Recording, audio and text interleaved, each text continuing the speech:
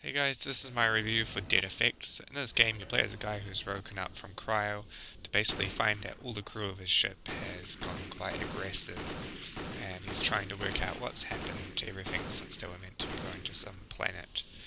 So basically, you just wander around this ship doing the random stages, so there's 12 of them, and they each take about 5 to 10 minutes to complete. And you just wander around and you shoot the zombies, and you collect more ammo, and then you move on. There's not really a big story to the game. There are these little data pads hidden around that you can pick up, and they'll have like one or two sentences in them, but they don't really offer that much to the actual story of the game. So it's quite weak in that aspect of the story.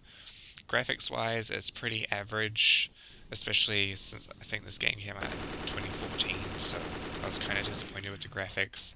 It's very outdated and just looks quite bad.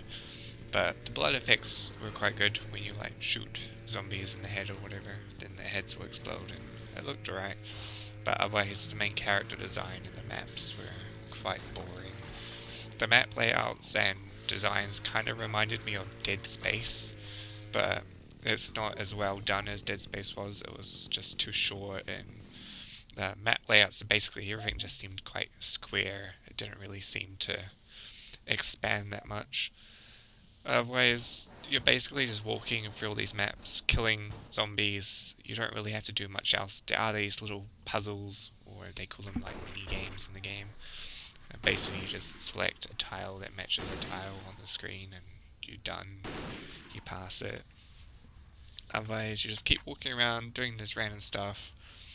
You get money, and then you can upgrade your weapons, and you can also jump into a suit upgrade and enhance your character so you can get like more HP or something. And you pretty much just walk around doing those and upgrading. And then once you're done the main campaign to the game, you can then do a survival mode, which is basically just these 3-minute little matches where they'll send zombies at you, but they don't send them like that fast, so it's really simple. There's not really any difficulty or anything to the survival mode, so it gets really boring, especially since they're timed, so you can't just like continually play for as long as you want and get a higher score and earn more money for your character. You just do these short matches and then you move on. Otherwise, you can spend your money on ammo and stuff, because it sort of progresses that when you load in, you need to buy more ammo or find more ammo in the stage. But I don't think during the entire game I ever had to actually buy ammo or grenades or anything like that. It pretty much just, I never ran out, so it's not that bad. You do have this random taser gun, which is basically like this infinite ammo thing. Pretty much one hits most people, but I think some of the units, you kind of have to shoot them a couple times, and then it takes a couple seconds to reload. The enemies in this game, there's not a lot of variety. There's basically these random standard zombies, which are quite slow. There's ones that crawl on the ground. There's these mutant ones that are quite fast, but they're still really weak. And then there's big tanky guys, which take a lot of shots to shoot or to kill them. And then there's people with grenades, which are the most annoying units in the game, because pretty much they throw a grenade at you, and then you just die if it hits too close to you. Otherwise it will take the majority of your health. But still, it's not a challenge because they don't spawn a lot of them. You basically just shoot them once in the head and they're down. Otherwise, the controls in this game are not the best. It feels quite annoying, especially when you're trying to evade zombies. There's just like no real jump or anything like that, so you're basically just walking around flat areas, trying to stick to flat areas so you don't get stuck. The data pads sometimes are hidden in a tough position where you sort of have to get to the perfect position to be able to pick it up, even though you can like quite clearly see it directly in front of your character.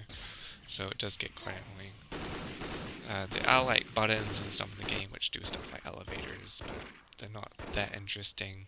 You never get lost in the game because you can just press a key and it will light up a path to where your nearest objective is.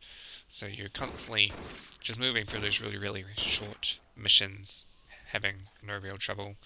This game is technically classed as a horror, but there's no horror aspect to it apart from zombies. There's no jump scares, there's no tension, there's no, like, pretty much anything that I would consider a horror. It doesn't really have it. It's just got zombies and blood and, like, shooting people, causing more blood. I don't think it should really be like that class as a horror, I'd just say it's probably just an action game with like a lot of gore. But otherwise, I mean, it's not the worst zombie game I've ever played, it's just not polished enough to be one that I'd recommend that much to people. So I'd probably only give this game a 4 out of 10. But it's just my opinion of the game. If you agree with it or don't agree with it, make sure to drop in the comments below what you thought of the game. Otherwise I'm only going to give it a 4 out of 10.